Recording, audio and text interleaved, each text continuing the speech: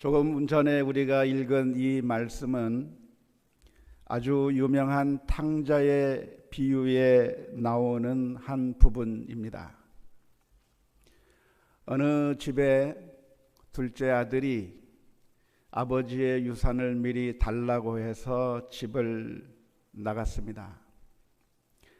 이렇게 집을 나가는 것은 그냥 우리가 생각하는 것 같은 일반 가출 정도가 아닙니다. 당시 유대 사회에서는 아주 충격적인 사건으로 받아졌을 법한 일이었습니다. 아버지에게서 아직 멀쩡히 살아있는 아버지에게 유산을 달라고 하는 것은 아버지가 죽었으면 좋겠다고 하는 이야기와 다름이 없는 것이고, 그런 일들은 유대 사회에서 도무지 생각할 수도 없는 정말 너무나도 충격적인 이야기로 들려졌을 것입니다. 그 이야기를 우리들이 이해하기 쉽도록 오늘날의 이야기로 바꾸어 말한다고 한다면, 엄마가 용돈을 주지 않는다고 엄마를 때려 죽이고 엄마의 돈을 가지고 도망간 아들의 이야기와 똑같다고 해도 과언이 아닐 겁니다. 만일 유대 사회에서 이런 아들이 있다고 한다면 어떻게 할까요?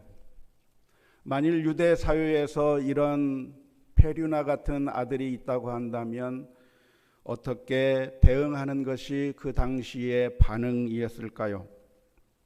그것은 동네 사람들이 모두 들고 일어나서 그 페류나를 잡아다가 돌로 쳐 죽이게 되어 있었습니다. 성경을 읽으면서 설마 그런 일이 일어날 리가 있겠는가라고 질문을 던지실 텐데요. 그런데 설마 그런 일이 일어날까 하는 일들이 21세기에 지금 현재에도 일어나고 있는 것을 알고 계십니까? 저 탈레반이 집권한 아프가니스탄에서 벌어지고 있는 일들을 보면 여성이 부르카를 쓰지 않았다고 하는 이유로 즉결 심판을 당하는 일들이 버젓이 일어나고 있고, 가족의 명예를 더럽혔다고 하는 이유로 자기 딸을 죽여버리는 황당한 일들이 지금도 벌어지고 있다고 하는 것을 생각해 보면, 유대 사회에서 이런 비슷한 일들이 일어난다고 하는 것, 즉 이런 페류나 자식이 있다고 한다면 그렇게 죽여버리는 일들이 있었을 거라고 하는 것은 우리가 충분히 짐작할 수 있는 내용입니다. 그렇게 아버지를 향해서 모욕을 주고 아버지에 대해서 반역하고 페류나가 되어서 집을 떠나가 버린 그 둘째 아들이 쫄딱 망하고 집으로 돌아올 때 놀랍게도 그 아버지는 그 둘째 아들을 맞이합니다. 저 멀리서 걸어오는 그 모습을 보니까 자기 아들이 맞아요. 그 걷는 모습을 보니까 자기 둘째 아들이 맞아요. 그 모습을 본 아버지는 헐레벌떡 뛰어가서 그 둘째를 맞이합니다. 유대 사회에서는 점잖은 어른이 결코 뛰는 법이 없다고 하는데, 이 아버지는 그 둘째 아들을 멀리서 보고 그냥 집에서 한가롭게 기다릴 수가 없는 겁니다. 어서 뛰어나가서 그 둘째 아들을 맞이하게 되는데, 그렇게 뛰어가는 이유가 무엇이겠습니까? 동네 사람들이 발견하기 전에 먼저 데리고 와서 환영해주고 보호해주기 위해서 아버지가 먼저 뛰어가는 것이죠. 그리고 그 둘째 아들에게 그의 몸을 씻기고 옷을 입히고 가락지를 끼워줍니다. 씻기고 옷을 입혔다고 하는 이야기는 옷이 더러우니까 그냥 새 옷을 입혀 주었다고 하는 것 정도를 의미하는 게 아닙니다. 옷을 입힌다고 하는 것은 요셉의 이야기에서 알 수 있듯이 이 아들이 나의 상속자라고 하는 것을 인정해 주는 겁니다. 너는 내 상속자다, 너는 내 아들이다라고 말해주는 것이 그 옷을 입혀주는 것이고, 가락지를 끼워준다고 하는 이야기는 네가 우리 집의 주인이다, 너는 종이 아니라 종들을 다스릴 수 있는 그런 주인으로서, 아들로서 우리 집에 온다고 하는 사실을 보여주는 그런 놀라운 아버지의 환영이었습니다. 탕자의 비유는 언제 들어도, 또 듣고 또 들어도 언제나 감동적인 스토리가 아닐 수 없습니다. 그런데 오늘 우리가 읽은 본문의 말씀에 보면 그 탕자의 형이 등장합니다. 그 형은 밭에서 일을 하다가 집으로 돌아오는 길이었습니다. 그 형이 밭에 간 이유가 무엇이겠습니까? 아버지의 뜻에 따라 순종하여 일하러 간 것일 겁니다. 하루 종일 아버지의 뜻에 따라 순종하고 돌아온 그 아들이 집에 오면서 이상한 느낌을 받았습니다. 자기 집에서 전혀 한 번도 경험하지 못했던 이상한 일들이 벌어지고 있는 것을 들었습니다. 풍악 소리가 울리고 있는데요, 그동안 한 번도 우리 집에서 그런 풍악 소리를 울려본 적이 없는데 무슨 풍악 소리인가? 그리고 집에서부터 나오는 그 맛있는 음식 냄새에 이 큰아들은 이게 도대체 무슨 일인가 생각했습니다. 그리고 종을 불러서 그 종에게 묻습니다. 도대체 이게 무슨 일이냐? 그랬더니 종으로부터 놀라운 이야기를 듣습니다. 당신의 동생이 돌아왔습니다.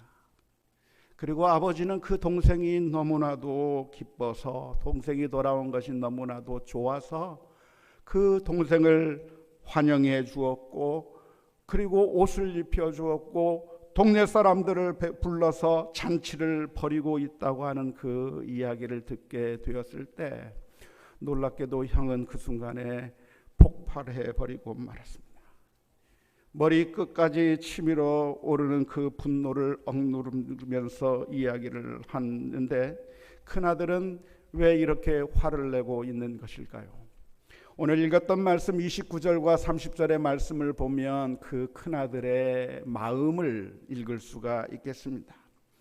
아버지께 대답하여 이르되 내가 여러 해 아버지를 섬겨 명을 어김이 없거늘 내게는 염소 새끼라도 주어 나와 내 벗으로 즐기게 하신 일이 없더니 아버지의 살림을 창녀와 함께 삼켜버린 이 아들이 돌아오매 이를 위하여 살찐 송아지를 잡았나이다.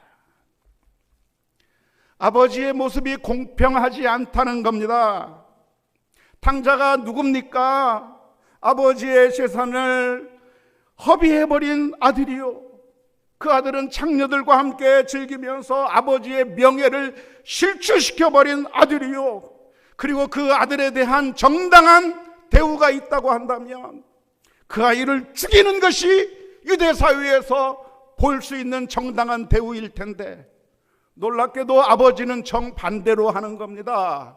나쁜 짓을 한 아들에게는 잔치를 베풀어서 환영해 주는데, 지금까지 신실하게 아버지의 집에서 한 번도 잘못을 하지 않은 나를 향해서는 아무런 대우가 없었다고 하는 이 불공평한 사실에 분노하기 시작한 것입니다. 큰아들은 자기 자신에 대한 대우가 불공평하다고 하는 것을 말하고 있는 겁니다. 지금까지 자기는 아버지의 명을 한 번도 어긴 적이 없습니다. 집에 머물며 순종했습니다. 성실하게 살아왔습니다. 그에 대한 대가가 있다고 한다면 칭찬과 그리고 정말 많은 상을 주는 것이 당연할 텐데, 나를 위해서는 염소 새끼 잡은 적도 없고 친구들과 함께 놀라고 하는 그런 여우와 너그러움을 한 번도 볼 수가 없었는데, 나쁜 놈한테는 잔치를 베풀어 주는, 저 악한 나쁜 사람에게는 환영해주고 반겨주는 그것이 도무지 이해할 수가 없다고 하는 그런 이야기를 말하고 있는 것입니다. 여러분은 이 큰아들의 불평에 대해서 어떻게 생각하십니까? 어쩌면 이 큰아들의 말은 일리가 있는 말일 것이고 일리가 있는 불평이라고 할 수 있겠습니다. 아버지는 전혀 공평하게 행동하지 못한 것입니다.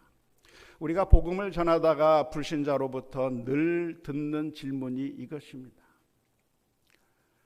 나쁜 놈들은 예수 믿어서 천국 간다는데 왜 착한 사람들은 예수 안 믿는다고 지옥에 가느냐? 우리를 향해서 자꾸만 그 질문을 던지는 것이죠. 도대체 하나님이 불공평한 하나님이냐? 하나님은 왜 그렇게 공정하지 못한가? 공평하지 못한가를 질문을 던지고 있는 것이죠.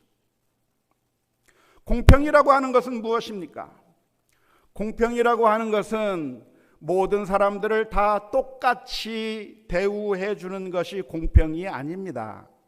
모든 사람들에게 다 한 달란씩 똑같이 나누어 주거나 모든 사람에게 똑같이 5달란트를 나누어 주는 것이 그게 공평함이 아니라, 공평함이라고 하는 것은 그 사람이 받을 만한 대우를, 그에 합당한 대우를 해주는 것이 공평함일 거잖아요. 누군가 착한 일을 했다고 한다면 착한 일에 대한 보상을 해주는 게 공평이고, 누군가 악한 일을 했다고 한다면 그 악한 일을 처벌하는 것이 공평 아닙니까? 우리가 꿈꾸는 세상은 어떤 세상입니까? 왜 우리가 살아가면서 정말 불만 가운데 살아가게 되는 것입니까? 그것은 사회가 공평하지 않기 때문이죠. 정말 수고하고 애쓴 사람은 아무런 보상도 얻지 못하는데, 아빠 찬스나 여러 가지 잘못된 방법을 통해서는 떵떵거리면서 잘 사는 그 모습을 보면서 이런 사회는 정말 불공평한 사회라고 하면서 공평한 사회가 되기를 소망하고 있는 게 우리들의 간절한 마음이 아닙니까? 악을 행하고 있는데도 전혀 처벌받지 않고 신실하게 살아온 사람은 결코 보상받지 못하는 이런 모순된 사회, 이런 모순된 현상에서 우리들은 신음하고 있는 것 아닙니까? 그래서 이 큰 아들은 아버지를 향해서 이 공평의 문제를 제기하고 있는 것인데요, 어쩌면 이 큰 아들의 불평은 어쩌면 당연한 일리가 있는 말이라고 할 수 있을 겁니다. 아버지는 공평함을 잃어버린 아버지입니다. 공평한 아버지라고 한다면 수고한 아들에게 많은 상을 주고, 그리고 악한 일을 한 아들에게는 책망하는 것이 공평한 아버지일 겁니다. 하지만 그 공평함을 잃어버린 아버지는 오히려 나쁜 짓을 한 그 아들을 향해서 엄청난 사랑을 베풀어 주고 계시는 것인데요, 아버지는 왜 이 공평함을 잃어버리고 말았습니까? 그것은 아들에 대한 사랑 때문입니다. 둘째 아들이 죽은 줄 알았는데, 다시는 못 만날 줄 알았는데, 살아서는 다시 만날 수 없는 줄 알았는데, 돌아온 그 아들을 보니까 공평함이 사라져버렸어요. 사랑의 크기가 너무나도 크기에 그 공평함이라고 하는 가치가 망가져 버린 것이죠. 그래서 어쩌면 이 형의 불만은, 이 형의 불평은 어느 정도 일리 있는 불평이라고 할 수가 있는 것입니다. 아버지는 정말 불공평하게 대우해 주는 그 모습을 보여주었기 때문입니다. 그런데 예수님께서 이 비유의 말씀을 해주시는 이유가 있다고 한다면, 이 땅의 이야기를 가지고 하나님에 대해서 설명해 주기 위해서 이 비유의 말씀을 해주는 겁니다. 하나님이 어떤 하나님인가? 저 하늘에 계신 하나님, 우리를 다스리시는 그 하나님은 어떤 하나님이신가에 대해서 말씀해 주시기 위해서 이 비유의 말씀을 해 주시는 것인데요. 그래서 이 비유를 읽으면서 우리들도 질문을 던지게 되는 겁니다. 하나님은 정말 어떠한 하나님이신가? 하나님도 공평하신 하나님이신가? 하나님은 불공평한 하나님이신가? 그 문제를 질문을 던지는 겁니다. 하나님은 어떤 하나님이십니까? 하나님은 공평하신 하나님입니까? 불공평한 하나님이십니까? 하나님은 공평해 보이십니까? 불공평해 보이십니까? 어쩌면 하나님은 공평해야만 하나님일 것 같아요. 하나님이 만일 불공평하다고 한다면 그 하나님이 선한 하나님이라고 할 수 있겠습니까? 하나님이 공평하지 않다고 한다면 어떻게 우리가 하나님의 말씀에 순종할 수 있겠습니까? 하나님이 공평해야만 참된 하나님이라고 할 수 있지 않겠습니까? 선한 자에게는 상을 베풀어 주시고 악을 행한 자에게는 심판하셔야 우리가 그 하나님 앞에서 순종하며 선을 행할 수가 있는 것이고, 악을 행하는 것을 두려워하는 마음을 가지게 될 것인데, 그것은 하나님이 공평하신 하나님이기 때문에 결국은 우리가 악을 행한다면 심판을 당할 것이고, 우리가 선을 행한다면 지금은 인정받지 못해도 마지막 때에 하나님께서 인정해 주실 것을 바라면서 그 공평함, 그 하나님의 공평함에서 나오는 그 상급을 바라보며 우리가 지금 이 순간에 힘들어도 참는 것이고 고통스러워도 인내하면서 하나님을 바라보게 되는 것 아닙니까? 그런데 놀라운 것은 그 하나님께서 스스로 공평함을 깨뜨려 버리셨습니다. 하나님이 공평한 하나님이 되지 않으신 겁니다. 악을 행한 자에게 심판해 버리시는 하나님이 아니라 악을 행한 자에게 은혜를 베푸시는 하나님.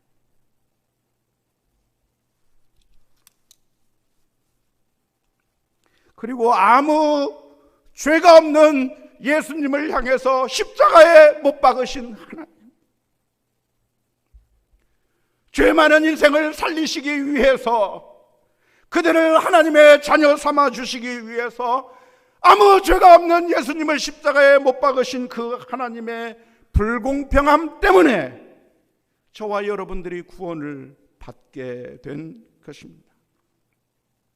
이게 도무지 이해가 안 되는 것이고, 큰아들로서는 지금까지 순종하며 살아온 자들에게는 도무지 용납될 수 없는 아버지의 모습, 하나님의 모습인 겁니다. 죄를 지은 이 탕자에게는 아버지의 사랑이 너무나도 크게 느껴지겠지만, 그러나 성실하게 살아온 사람들에게는 불공평한 하나님이 도무지 마음에 들지 않는 겁니다. 하지만 우리가 이 본문의 말씀을 읽으면서 우리가 발견해야 될 진리가 있다고 한다면, 사실은 이 큰 아들이 아버지에 대해서 오해하고 있는 것이고, 더 나아가서 이 큰 아들은 중요한 몇 가지 사실을 잊고 있었다고 하는 점입니다. 첫 번째는 아버지가 작은 아들을 향해서 불공평하게 대우해 준 것만이 아니라 사실은 큰 아들에게도 불공평하게도 과도한 사랑을 베풀어 주셨다고 하는 점입니다. 31절 말씀에서 아버지는 큰아들을 향해서 이렇게 이야기를 합니다. 아버지가 이르되 예, 너는 항상 나와 함께 있으니 내 것이 다 내 것이로되 라고 이야기를 합니다. 아버지는 큰아들에게 인색했던 것이 아니라 사실은 큰아들에게 다 주고 계셔요. 내 것이 다 네 거다라고 말씀하고 계시는 거예요. 큰아들은 자기가 받을 수 있는 사랑을 자기가 획득해서 그 사랑에 대한, 그 자신의 신실함에 대한 사랑을 획득해낸 것이 아니라 사실은 큰 아들도 과도한 사랑, 과도한 아버지의 불공평한 사랑을 받고 있었다고 하는 점이죠. 하지만 이 큰아들은 아버지의 사랑을 느끼지 못했는데요, 그 사랑을 느끼지 못한 이유가 무엇입니까? 그것은 바로 아버지의 사랑이 항상 있기 때문에 일상화되어버린 하나님의 사랑은, 일상화되어버린 부모님의 사랑은 사랑이 아닌 것처럼 착각되기 때문에 그렇습니다. 그런데 알고 보면 그게 내가 당연히 받을 수 있는 권리가 아니라 아버지가 자기를 향해서 베풀어 주신 과분한 축복이며 과분한 사랑이었다고 하는 사실을 깨달아야 했었던 것이죠. 한번 생각해 보세요. 부모님이 자녀들에게 사랑을 베풀어 줘야 될 무슨 이유가 있나요? 태어나자마자 엄마한테 말하기를, 엄마, 나 엄마 젖 빨 테니까 10,000원 낼 테니까 엄마 젖 좀 빨게 해줘. 돈 내고 빨았어요? 엄마의 사랑을 받기 위해 그 어떤 것을 한 적이 있어요? 아무것도 한 게 없지만, 아무것도 할 수 없고 움직이지도 못하고 말도 하지도 못하고 아무것도 부모에게 해줄 수 없는 그 아이를 위하여 부모는 그 아이에게 젖을 먹이고 사랑으로 돌보고, 그래서 일방적이고 과도한 사랑을 부어주셨기 때문에 그 자녀들이 지금까지 살아올 수가 있었던 겁니다. 내가 아버지를 위해서 8시간 일을 하고 일주일에 120시간씩 일을 해서 무엇인가 내가 돈을 바쳤기 때문에 아버지의 사랑이 우리들에게 오는 것이 아니라, 아버지가 한없는 사랑으로 지금까지 그 큰 아들을 위해서도 계속해서 한없는 사랑을 베풀어 주셨기 때문에 지금까지 살고 있는 것이고 은총을 누리고 있는 것이고 그 안에서 살고 있는 것이지, 자기가 과도한 축복을, 과도한 은혜를 받았다고 하는 사실을 큰아들은 망각해 버린 것입니다. 아버지가 죽으면 그 유산을 아들에게 줄 텐데, 그 아들에게 유산을 주는 것은 자기가 노력한 것을 받는 것이 아니라 아버지가 일군 것을 자녀들이 받는 거예요. 내가 하지 않은 것에 대한 축복을 받는 것이고 내가 수고하지 않은 것에 대한 은혜를 받는 것인데, 처음부터 아버지는 둘째 아들뿐만 아니라 큰 아들에게도 과도하고 불공평하고 일방적인 사랑을 베풀어 주셨는데, 큰 아들은 그 사실을 잠시 망각해 버린 것이죠. 둘째 아들뿐만 아니라 첫째 아들을 살아가는 이유도 아버지께서 과도하게 일방적으로 무조건적으로 사랑해 준 결과입니다. 둘째로 큰아들이 잊고 있는 사실이 있는데, 그것은 무엇이냐면 자기 자신도 불순종했다고 하는 사실입니다. 둘째 아들만 아버지의 집을 멀리 떠나간 것이 아니라 사실은 큰아들도 순종한 그런 신실한 아들이 아니라 아버지의 마음을 아프게 하는, 거역하고 있는 완고한 아들이었다고 하는 점을 망각해 버린 것입니다. 집을 나간 사람이 누굽니까? 집을 나간 사람은 탕자가 집을 나간 것처럼 보이지만, 그러나 사실 큰아들도 집에 들어가지 않고 있어요. 잔치가 벌어지는 그 집안에 들어가기를 거부하고 있는 거예요. 그래서 아버지가 나와서 부탁을 하는 겁니다. 얘야 들어가자.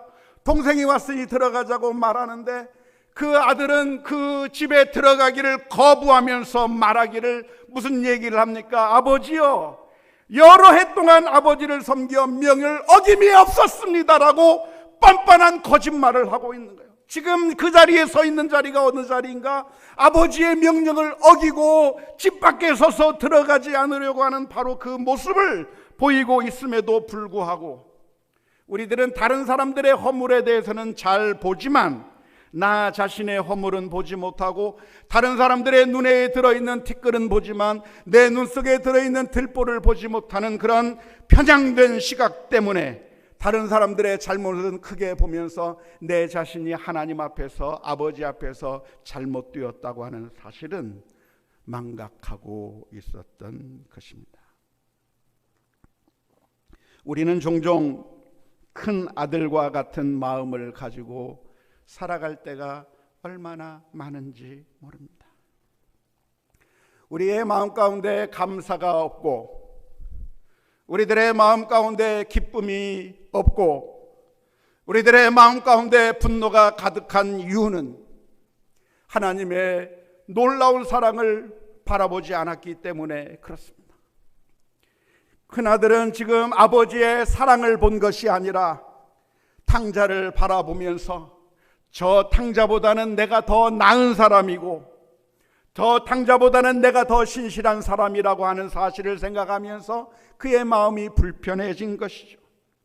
우리의 신앙생활도 역시 마찬가지인데요, 우리가 하나님을 바라본다고 한다면 하나님의 사랑이 너무나도 크기 때문에 기뻐하지 아니할 수 없고, 감사하지 아니할 수 없고, 행복하지 아니할 수가 없어요. 그런데 우리의 시각이 하나님이 아니라 우리 주변의 사람들을 바라보면 저 사람은 나보다 못한 사람 같은데 왜 저 사람은 더 난가? 탕자를 바라보면 저 사람은 더러운 사람인데 왜 나는 하나님께서 인정해 주시지 않느냐?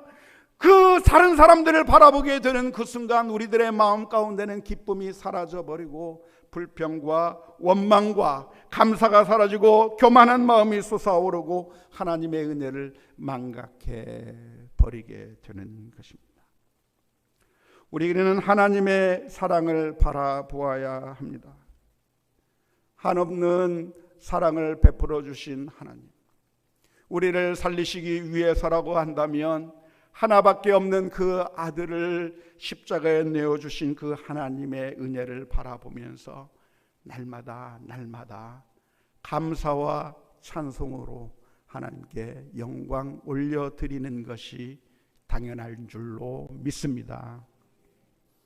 잭 캔필드라고 하는 사람이 쓴 마음을 열어주는 101가지 이야기라고 하는 책에 보면 이 사람은 여러 가지 이야기들을 모아다가 종합해서 그래서 책으로 펴내는 사람인데요, 한때 우리나라에서 굉장히 베스트셀러가 되었던, 전 세계적인 베스트셀러가 되었던 책이 마음을 열어주는 101가지의 이야기라고 하는 책입니다. 거기에 나오는 한 이야기를 잠깐 소개해 드립니다. 어느 날 저녁을 준비하고 있을 때 어린 아들이 부엌으로 와서 어머니에게 쪽지를 내밀었습니다.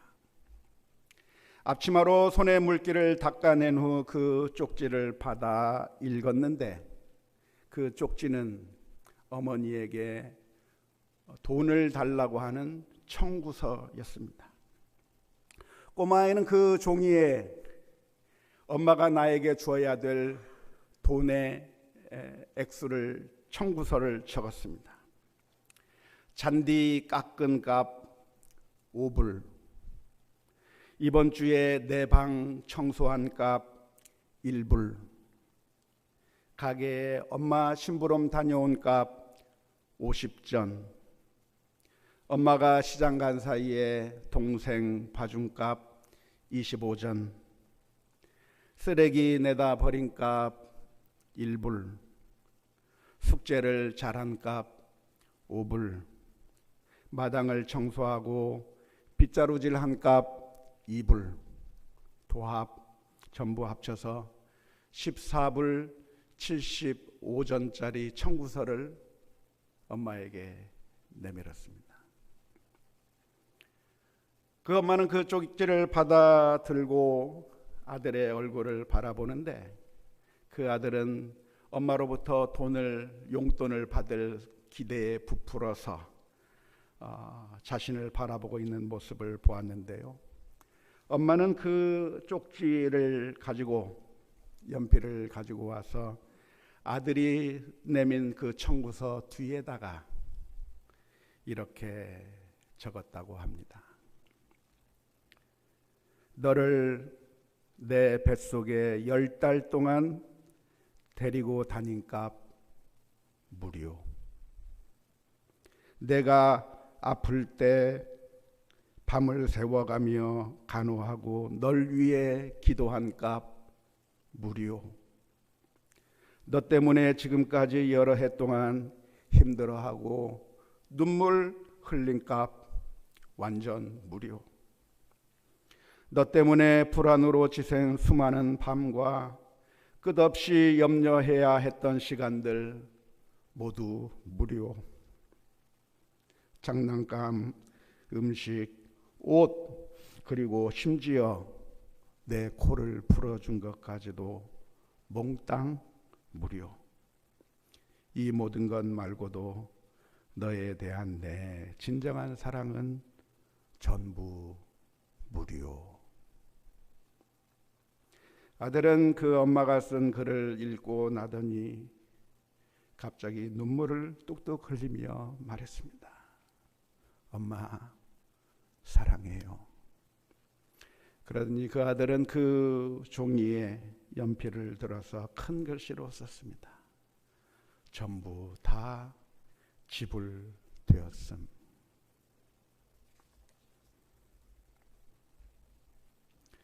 사랑하는 성도 여러분, 하나님께서 만일 우리를 향해서 공평하셔야만 했다고 한다면 그것은 우리를 저 십자가의 형에 던지는 일입니다.